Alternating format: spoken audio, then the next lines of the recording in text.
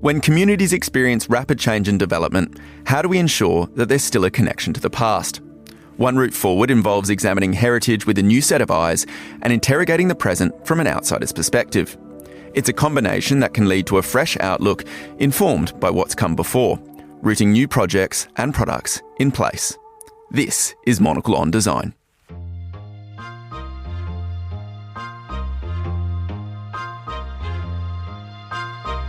About maybe taking a step back from just like industrializing everything and just thinking that we're all equal on the scale of needs and addressing local problems, local issues. This is Monocle on Design, a show where we discuss everything from architecture and craft to furniture and graphic design. I'm Nick Monisse. On today's program, highlights from the deserts of Saudi Arabia with the AlUla's design residency and curator Emily Marant. Plus, our thoughts on the Eames pavilion system ahead of Salone del Mobile. All that coming up on Monocle on Design.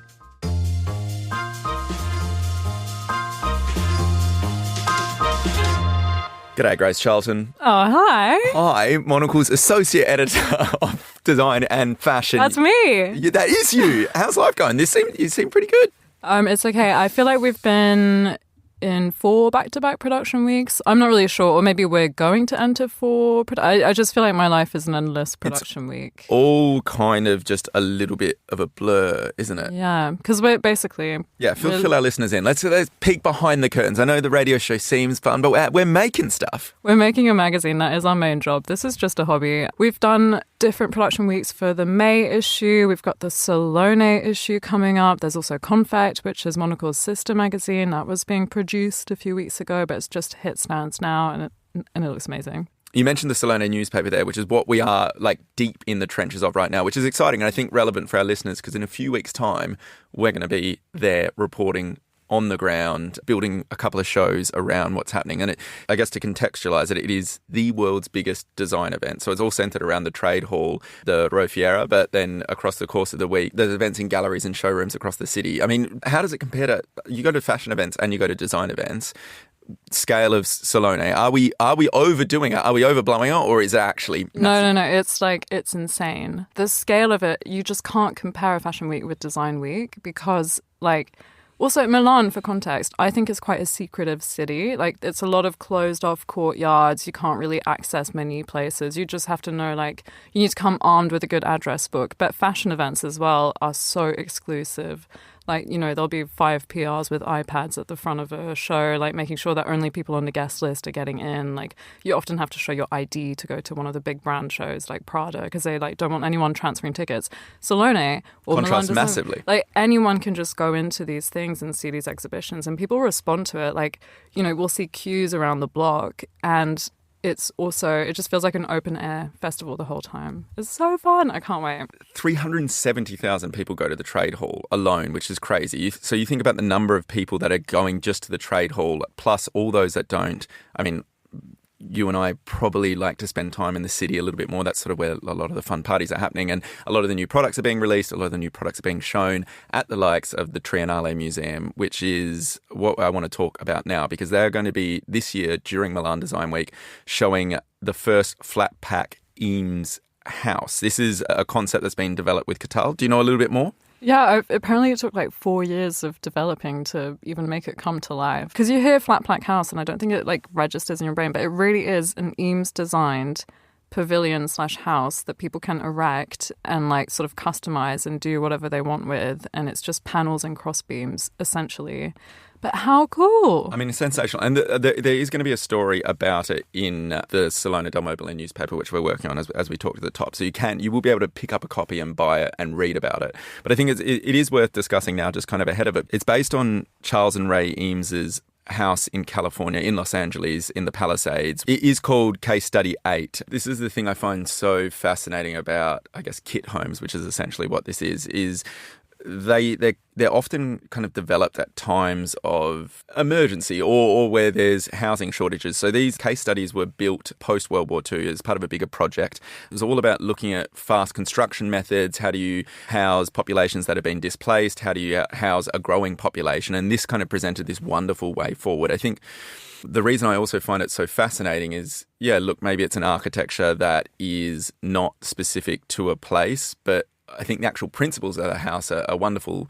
You compare that with, and I'm just talking about in an Australian context right now, but in Perth, where I'm from, there's a huge population boom. So the city is sprawling out. There's lots of people delivering really low quality builds that, whilst maybe a little bit more site specific and they're not quite off plan like these case study project houses, they may be lacking the beauty and the wonder that is imbued in something like this project from the Eameses. So I think that's what's so wonderful. But I also wonder, like, if we're entering an era of like more environmental like swings and sort of, global warming and all of that, like the tract houses in LA, there was a revival of them after the fires a few years ago. Like, I do wonder if there will be a need for more of this kind of way of building. Just off the back of that tract housing comment, I think it can be easy sometimes to look at these with rose-tinted glasses, but often what we're going back to are the best of the best. Case study house 8, the Eames house, is one of the best of the best. It's something that people would make pilgrimages to, that people still look up to, that hold up as an example. In much the same way, much of the tracts housing that remains are kind of benchmark projects. And they go for like $500,000 or something. They're like really expensive, aren't they? And they're really sought after, the ones that were built like actually in the 50s. And they were built for the masses. They were built to be accessible. And I think that's what Qatar are trying to do by reintroducing this Eames flat pack house. So the question here is, would you live in one of these houses? Yeah. Would you build one? Well, okay, the problem is that I live in London and I just can't see how... Okay, sorry. Let's suspend disbelief. Let's say you've bought a nice little block of land. I don't know, where would you like, Somerset? Or are you going to go... You're going to go... I'm going California. I'm going California? I'm going full Joan Didion mode. I'm going to be like driven wild by the El Nino, winds or whatever it is. No, sorry, it's Santa Ana winds. Santa Ana winds. No, I'm going to California. I'm going full Joan Didion mode. Frontier mentality. And yeah, of course I'd want an Eames house. But again, it's a bit more of a sunny kind of place, so I don't think I'd be as worried by the rain. Because I think that's the other thing. I mean, they describe it as like a Mondrian-like grid with black beams, glassy frontages. Like, there is lots of natural light, but it's very airy, very uplifting. For warm weather countries. 100%. There's no insulation, no? It's more of a pavilion for the garden, I think, as well. I think that's like part of the charm of the way that Qatar has revived this iconic piece of architecture.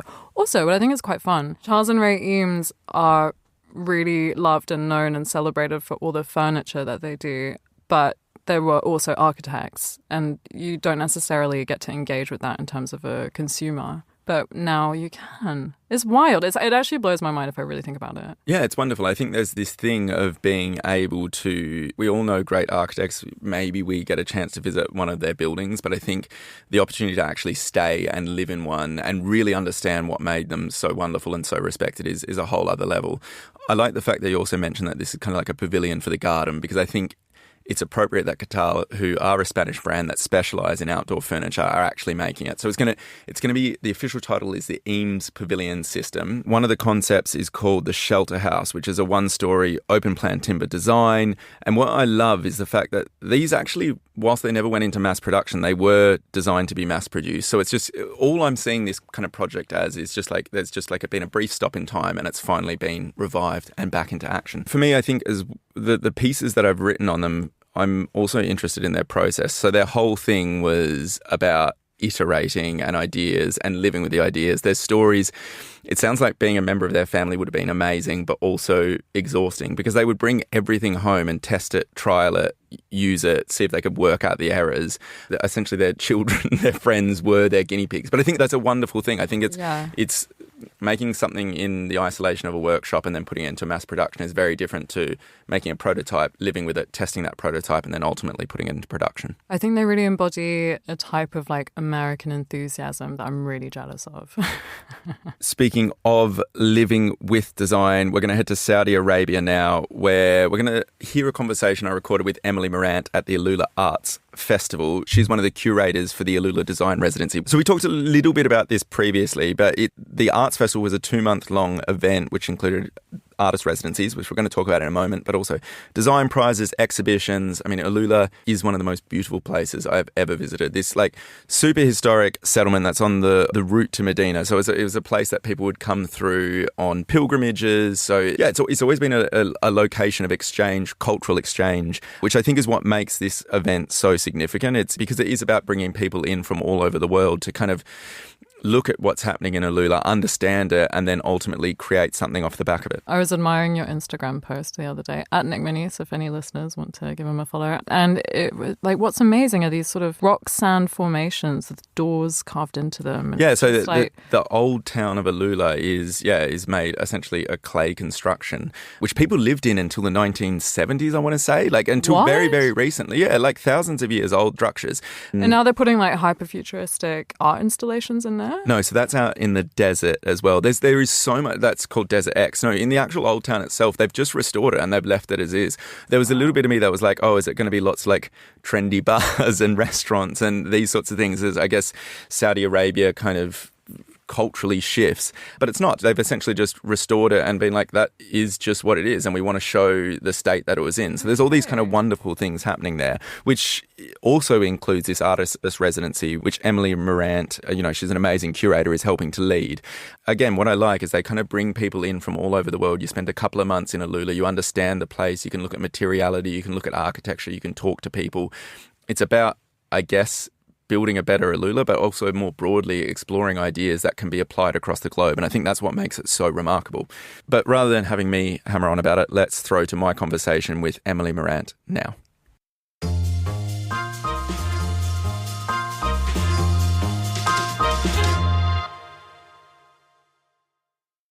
So we are here in Al Jadida, in the old town of AlUla, in the north of Saudi Arabia.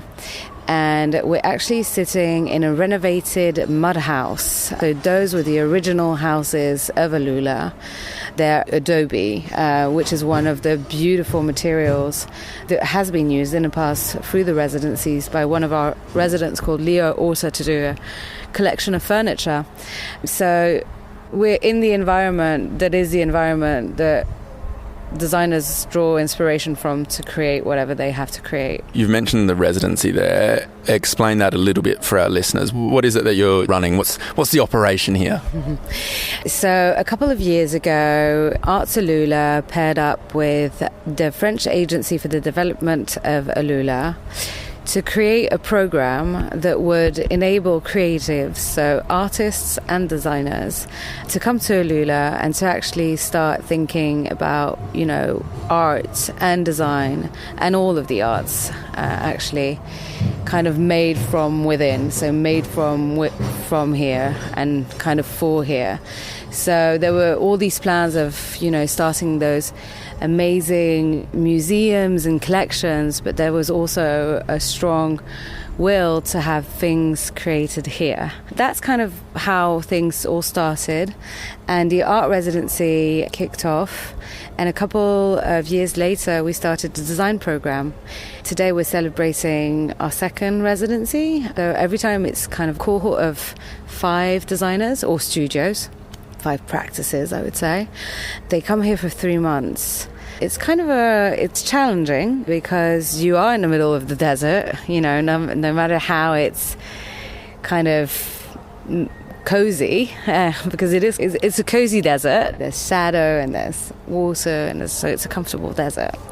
But it is a desert, and kind of the idea is to just let them imagine what is needed here and how design can fulfill its function of being functional for this place. I think that's what's curious, because I guess an artist residency implies like there's a termination point on it. It's for a short period of time.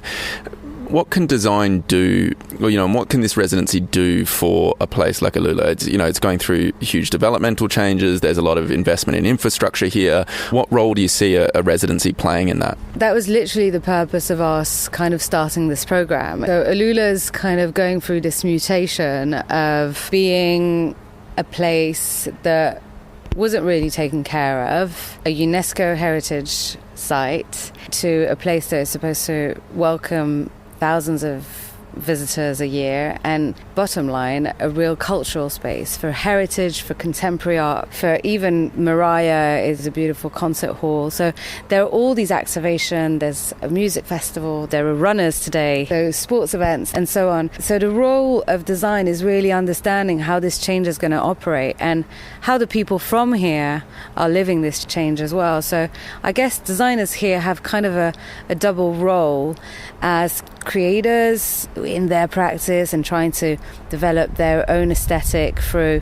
what is available here to create with, but also maybe something a little more social and maybe something of the idea of trying to imagine how their piece could be integrated within this environment. So whether it's in a hotel, whether it's for the desert, because there's a long history of people just like on Saturdays, which is their Sunday, people will just like sit in the desert and have picnic there, and it's just like it's the way they live. So maybe it's just something for that, or so through all of the design initiatives, not only the residency, actually we just try and think about what is needed and what do people need when they're in AlUla. But AlUla is also any desert, it's also anywhere on the world, or maybe future deserts. I mean, considering what we're facing, We'll get to that broader application in a moment, but I guess just staying in AlUla for a moment, because it's a place, like you said, that has this amazing history. There's structures in the desert that date to 2,000 years ago, but I guess it was largely forgotten. I mean, even in this old town, it was lived in until the 1980s and then more or less left. Mm-hmm. And now it's been restored, and case in point, we're sitting in this, behind a restaurant, there are offices here, we're in this amazing courtyard.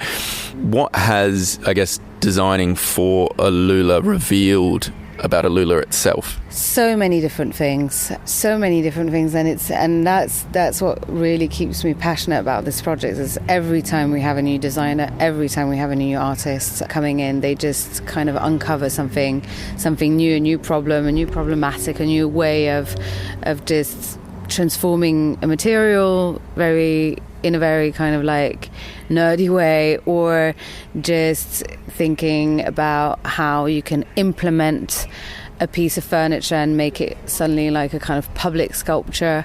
It's so interesting the way, like, all of these different interventions. So I guess it's an ongoing process. AlUla is a big laboratory for creatives right now, and I hope it's going to stay this way, because it's amazing to have that. Everybody just brings a little piece of their knowledge and of their research. I mean, and tell us a little bit about that research that's taken place this year. Are there a few projects that maybe speak to this AlUla learning about itself, designing for AlUla, from AlUla? Yeah, absolutely. So this year we had 5 different studios. Asila Al-Moody, she's Saudi, and she's formed as an architect, and Asil mainly is very playful in her work, and when she arrived here, she kind of like decided to work on playgrounds, and so she went and kind of explored all of the playgrounds and understood this landscape as a huge game, basically. And so she did workshop with kids, trying to understand what was needed, and came out of that 2 beautiful benches which you saw at the design space. And the idea, it's an invitation to play, but it's also kind of reflecting on this aesthetic of rock formation, and she's pulling these rocks into like kind of deformed benches. Really beautiful. So that's a seal. So you've kind of got that almost at one end of the spectrum, physical object, and then at the other you've got studios like Studio Thus That, developing tiles inspired by materials found in the desert. That's an insane project, and I'm so grateful that we've been able to help them kind of achieve a part of their research. So they were already kind of researching slag and industrial materials, and how we can recycle them, and how they're already transformed into slag, but just like, what do we do with this slag? They came in and they told me, we don't want to be the bin man or the bin designers or the trash designers. I can't remember how they put it, but basically that's not what they were going for. They were going for, exploring the rocks, and that's what they kind of, and in the end they had to go back to it, and they transformed slag into tiles, which is amazing. That's the first step to developing a tile that can be used to build buildings, bathrooms, floors, what have you. I mean, I'm curious if we're talking about also the bigger picture here. You know, if we're looking at other regions that are developing rapidly or have a deep history, what can they take away from AlUla and how design has been used here to, I guess, leverage change, give people confidence in themselves? As I was kind of pointing out, it's a big lab, so here is a place to explore, which I think is pretty rare.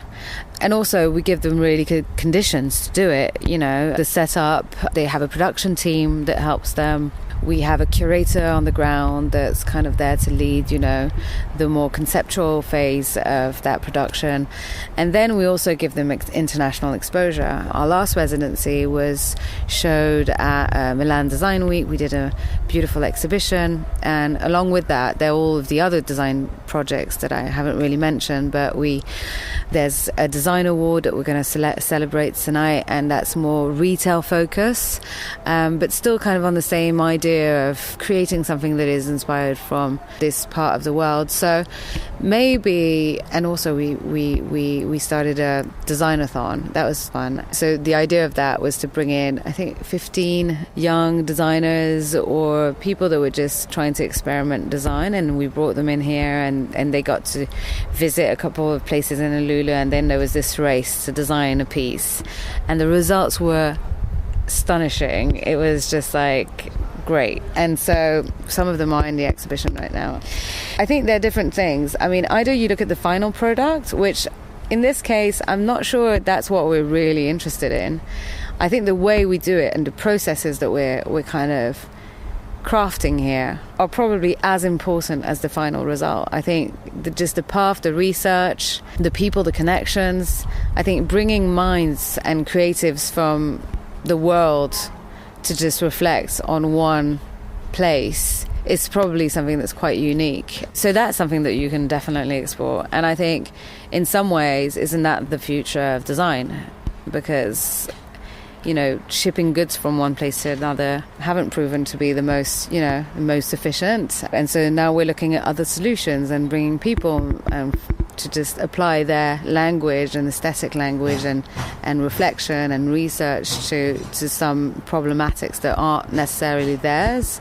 Maybe that's a good way of seeing things and starting to create, yeah. So it's about almost like the lesson is, here's a process that you can apply in AlUla and you'll get one result, but then, I don't know, where I'm from, the western desert of Western Australia, you can apply it there and get a completely different result. Of course, because the problems are different and the people are different and the culture has other needs. And so it's about maybe taking a step back from just like industrializing everything and just thinking that we're all equal on the scale of needs and addressing local problems, local issues.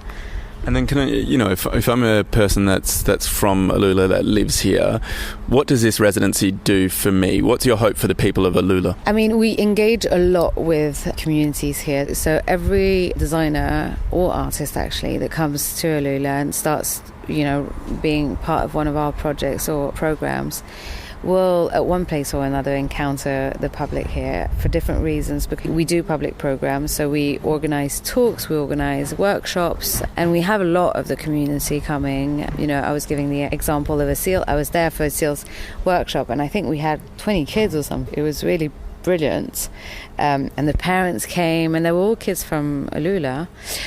And then open studios. So the idea is to share. Something else is that we have a lot of experts here, not talking about the residency or design anymore, but like kind of, it's a place where loads of really amazing minds are coming to think about, you know, how do you regenerate the oasis? What is there to dig for in and discover next to the Nabatean tomb? They're still discovering, there's still, you know, archaeologist sites are still active. So this is AlUla as well. So there's kind of a mix of different minds and different people. And that's also something that nourishes a lot of the designer's practice.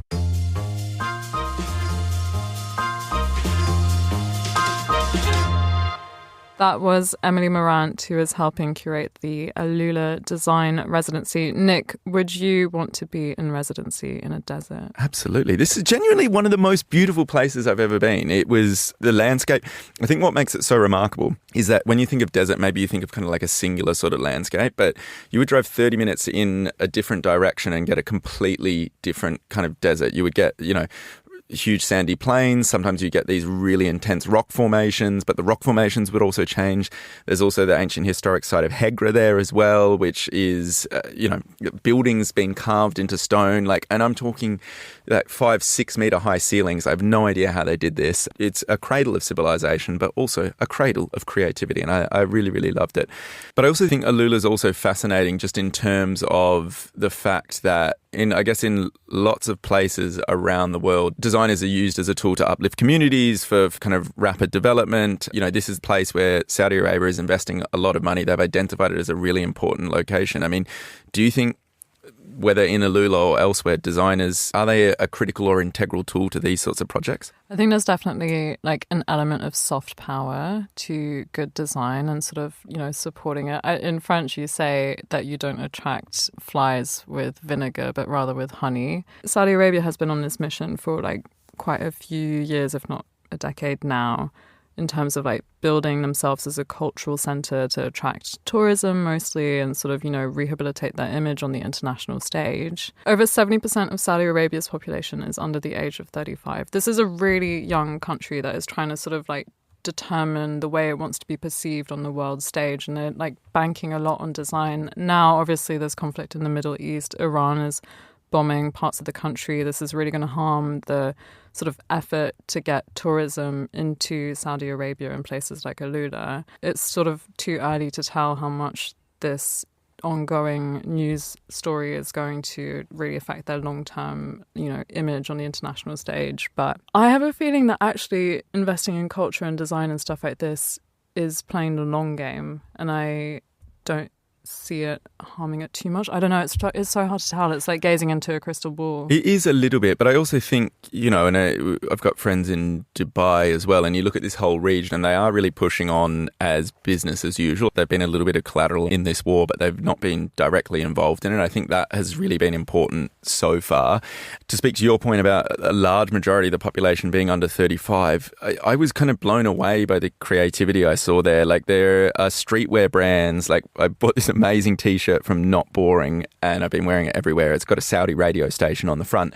This is being run by young people that are making in Saudi Arabia but globally covetable wares. And I think you also see it as well. I mean, lots of the architects that are working on projects in AlUla are really young. I think that's what also makes it so exciting. So maybe it's, obviously the region's a little bit turbulent, but I think to your point, this is the long game, and we see a similar thing in Dubai as well, which is maybe regionally perhaps a little bit ahead, but I think certainly with initiatives like this artist residency in AlUla, they are catching up because they're pulling in global names like Sabine Marcellus. Yeah, also they're pulling in global companies like Christie's, the art auction house. They opened a new outpost in Riyadh a few years ago, and I interviewed the head, or the director of it, Noor Kalani, and she was saying the clients in Saudi Arabia are super educated. They want something that's locally made but is one of a kind. This is a really sort of discerning audience in terms of what they like and what they don't like. And that's in art, but also in design. So I don't know, obviously the whole world is keeping an eye on what's happening in this region, but I think and I hope that long term, this sort of work that they're doing isn't going to be undercut by the current situation. And maybe that's the place to leave it, because that is all we have time for on today's show. For more design stories, pick up a copy of Monocle magazine. Today's episode was produced and edited by Hassan Anderson and Elliot Greenfield. I'm Nick Monisse. I'm Grace Charlton. Thank you for listening.